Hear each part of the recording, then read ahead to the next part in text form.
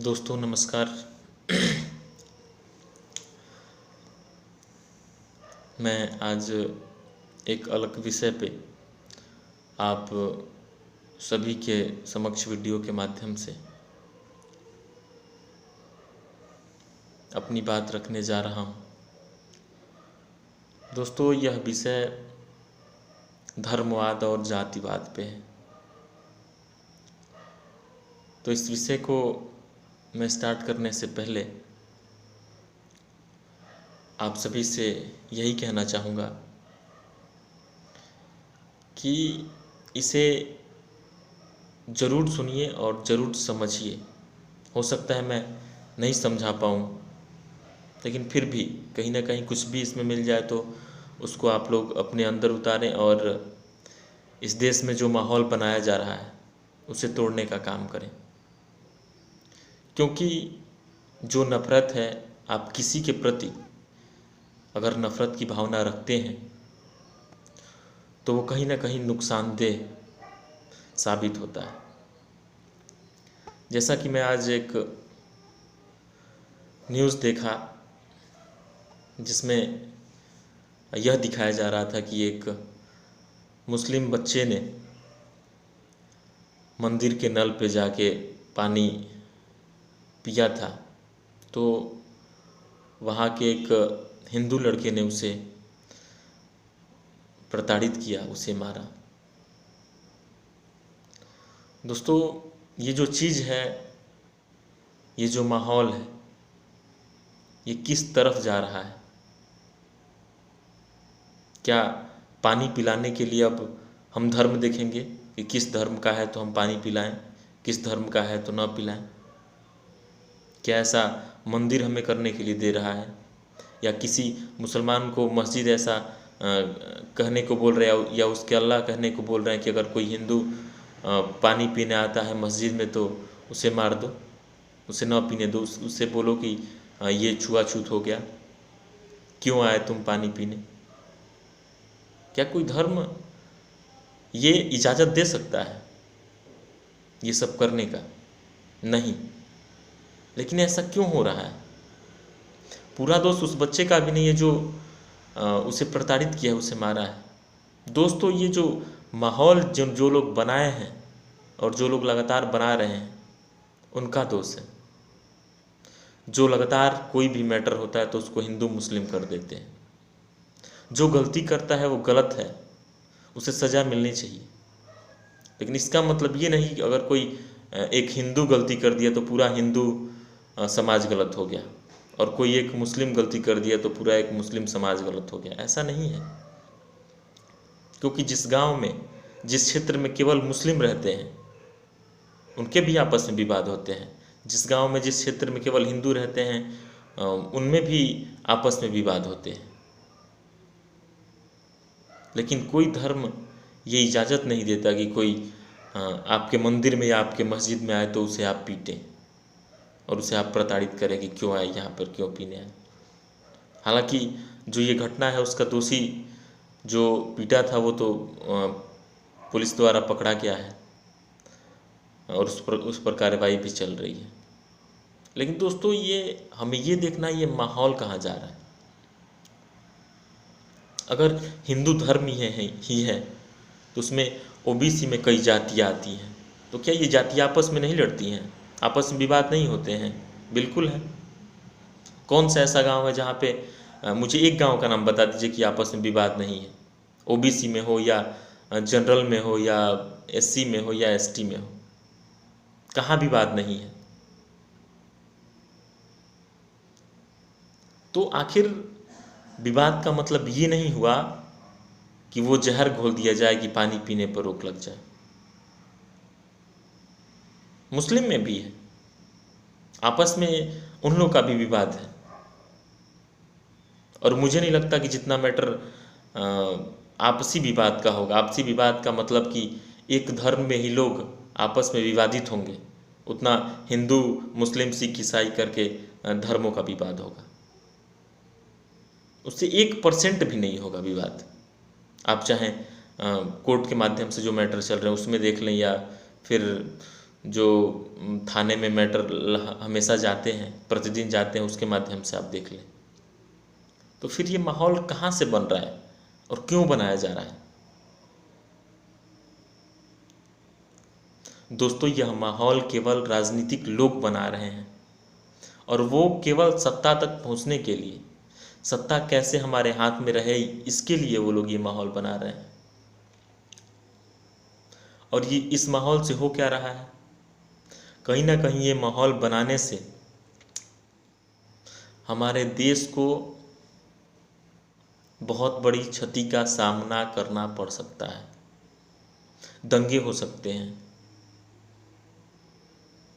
आखिर अगर कोई मुस्लिम गलती करता है, मान लीजिए कोई आतंकवादी में पकड़ा गया, या उस पर उस तरीके से उसके घर में कुछ पाया गया, बम बारूद पाया गया और उसको पुलिस ने अरेस्ट किया, तो वो गलत हुआ ना। एपीजे अब्दुल कलाम तो गलत नहीं हुए ना, अशफाक नहीं हुए ना, बिस्मिल गलत नहीं हुए ना। तो इस चीज़ को आपको और हमें समझना होगा। जो गलती कर रहा है वो गलत है, इसका मतलब ये नहीं कि पूरा धर्म गलत हो गया। ये कतई नहीं होता है। अगर एक व्यक्ति से पूरा कौम गलत हो गया या पूरा धर्म गलत हो गया, तब तो कोई धर्म अच्छा नहीं है। हर धर्म में आपको गलत करने वाले लोग हैं, हर जाति में गलत करने वाले लोग हैं, कोई बचा नहीं है इससे। लेकिन हमें इसे एक धर्म का नाम न देकर, चाहे किसी धर्म का हो, उस व्यक्ति का नाम पकड़िए कि हाँ ये गलत कर रहा है, तब जाके हम इससे बाहर निकल पाएंगे। लेकिन जिस तरीके से अभी हमारे देश की मीडिया हर चीज़ को, अगर एक दोनों पक्ष से, जैसे कि विवाद हुए, एक हिंदू पक्ष का व्यक्ति है, एक मुस्लिम पक्ष का व्यक्ति है, तो वो व्यक्ति विशेष को भूल के बिल्कुल धर्म पे फाइट कराने पे लग जा रहे हैं। आप देखिए कभी टीवी पर ये मीडिया लगातार बताने में बिल्कुल आगे है कि अगर आपके आसपास कोई मुस्लिम है तो आपका दुश्मन है, अगर आपके आसपास कोई हिंदू है तो आपका दुश्मन है। कोई भी जो इस तरीके से मैटर हो उसको निकाल के आप देखिए। तो ये हमारे देश को तोड़ने की साजिश चल रही है।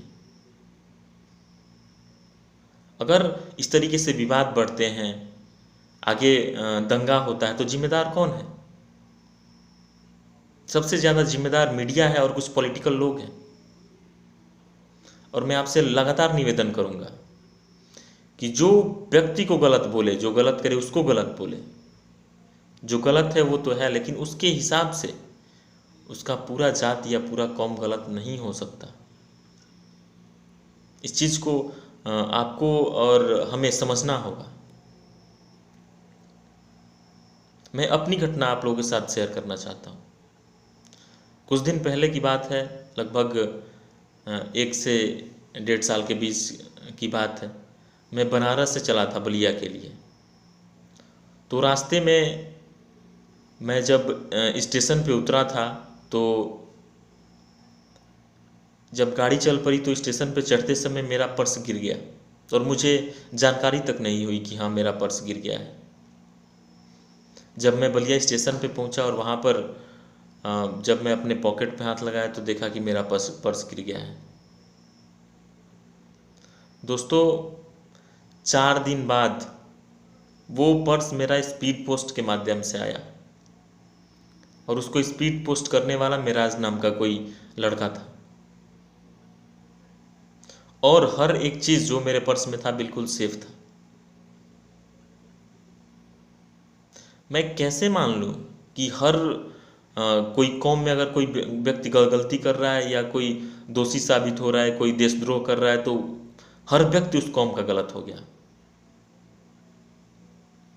मैं आपको पहले ही बोल चुका कि आप ऐसा कोई गांव बताइए जहां पर मुस्लिम ना हो और विवाद ना हुआ हो, या जहां पर हिंदू ना हो, केवल मुस्लिम हो और वहां पर आपसी विवाद ना हो। विवाद हर जगह है, जहाँ ये है और नहीं है। और जहाँ अगर एक धर्म के लोग जहाँ है ना, मान लीजिए कि किसी एक जगह पे आप अपने हिसाब से सोच लीजिए कि वहाँ केवल एक धर्म के लोग हैं, तो जब वो धर्म एक है तो उसमें जातियाँ कई हैं। उसी में से कुछ जातियाँ मुस्लिम पक्ष में चली जाएंगी, कुछ जातियाँ हिंदू पक्ष में आ जाएंगी, मतलब धर्म एक ही रहेगा।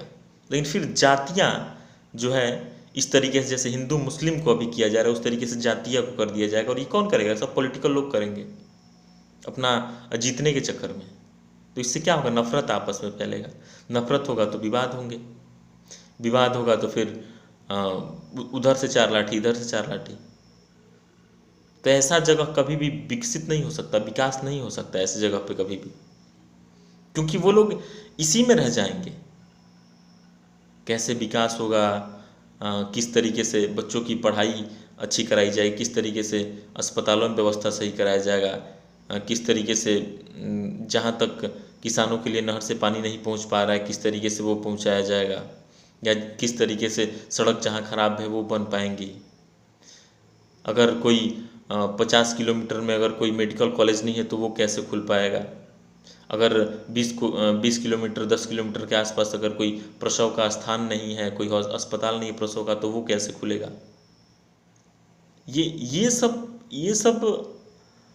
पे ध्यान नहीं रह जाएगा, इसी में सारा ध्यान बिल्कुल चला जाएगा। और जब इसमें ध्यान जाएगा तो विवाद बढ़ेंगे, विवाद बढ़ेंगे तो फिर हमारा देश टूटेगा, दंगे होंगे। और जब दंगे होते हैं तो बहुत नुकसान होता है। किसका नुकसान होता है? पब्लिक प्रॉपर्टी सारा नुकसान होता है। ये धर्म वाले उस धर्म वाले के घर को जला देंगे तो वो धर्म वाला इन धर्म वालों के घरों को जला देगा, वो इनको मारेगा, वो इनको मारेगा। तो क्या इससे देश नुकसान नहीं हो रहा है? बहुत ज़्यादा नुकसान हो रहा है देश का। तो कहीं ना कहीं इस माहौल को फैलाने में 100% मीडिया इन्वॉल्व है, 100% राजनीतिक लोग अपनी सत्ता पाने के लिए यह आग लगाए बैठे हैं। कैसे विवाद हो, एक पक्ष का वोट हमें मिले और हम अपनी सत्ता पा लें। तो हमें इन चीज़ों को समझना होगा और हमें खुद से सोचकर यह फैसला लेना होगा कि अगर कोई व्यक्ति गलती करता है तो वह व्यक्ति की गलती है, ना कि किसी कौम की गलती है, किसी समाज की गलती है। उसको सज़ा मिले। कहीं भी जाति सूचक शब्द हो या धर्म सूचक शब्द हो, ये उसकी गलती में ना है। अगर सलीम गलती किया है तो सलीम दोषी है, सलीम को सज़ा दिया जाए। अगर राजू गलती किया है तो राजू दोषी है, राजू को सज़ा दी जाए। इस तरीके से माहौल बना के हम लोग अपने देश को समेटे रख सकते हैं हमेशा। लेकिन नफ़रत फैलाएंगे तो कभी भी देश आगे नहीं बढ़ पाएगा, आगे डेवलप नहीं हो पाएगा, क्योंकि सारा दिमाग इन नफ़रत भरे समाज में एक दूसरे पे कैसे कीचड़ उछाला जाए और कैसे एक दूसरे को क्षति पहुंचाई जाए, इसी में पूरा दिमाग रह जाएगा। तो दोस्तों, मैं फिर आपसे निवेदन करता हूं कि आप लोग समानता बनाएं, कहीं भी बिखरे नहीं। तमाम चुनाव आ रहे हैं, जा रहे हैं, तो ये राजनीतिक लोग हैं, ये बोलेंगे, कहेंगे, फिर चले जाएंगे।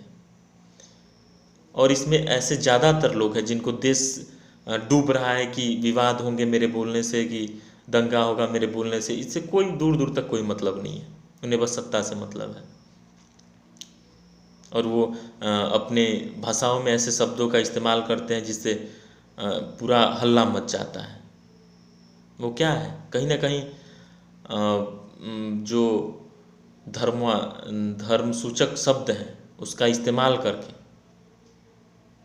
वो उस पे कटाक्ष करते हैं, फिर वो उन पे कटाक्ष करते हैं।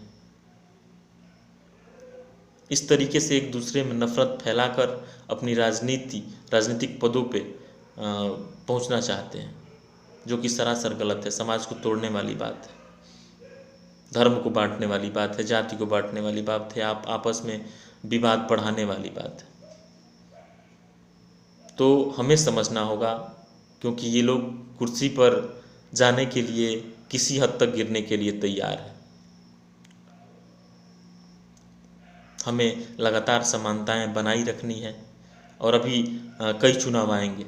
अभी ग्राम पंचायत चुनाव है, फिर से आपका विधानसभा का चुनाव होगा, फिर से चेयरमैनी का चुनाव होगा, अभी जिला पंचायत तो इसके साथ ही होगा। तो हमें कहीं ना कहीं खुद में इस चीज़ को समझ के चलना है, एक दूसरे से प्रेम बनाए रखना है और हमेशा एक दूसरे को समझ के चलना है।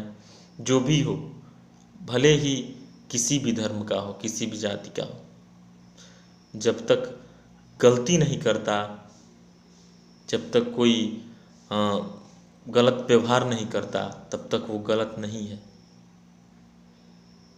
ऐसा नहीं है कि करे कुछ और कोई और जो है कि जाति सूचक नाम पे मैं इसको दोषी ठहरा दूँ, ये गलत है। हर इंसान अलग है, हर इंसान की विचारधारा अलग है, और ये लोकतंत्र में होनी भी चाहिए। दोस्तों, मैं अपनी तरफ से जिस तरीके से भी मैं आप लोगों तक अपनी बात इस धर्म सूचक और जाति सूचक के विषय में बता पाया, समझ पाया और आप लोगों तक पहुंचा पाया। अब मैं इन्हीं बातों के साथ आपसे विदा लूँगा। जय हिंद, जय भारत।